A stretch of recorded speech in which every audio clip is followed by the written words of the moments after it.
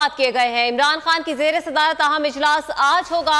Imran Khan पार्लिमानी party के अराकीन से मुलाकात भी करेंगे। मुलाकात में पंजाब के हवाले से हिकमत अमली पर बातचीत होगी। आपको बता रहे हैं अहम खबर के हवाले से तहरीक इंसाफ की जमान पाक लाहौर में सियासी सरगर्मियां जारी हैं। लाहौर से मजीद जानते हैं अपने नुमाइंदा खसूसी अखलाक बाजवा हमारे साथ मौजूद हैं। अखलाक बाजवा, बताइएगा वहां पर क्या सरगर्मियां जारी हैं?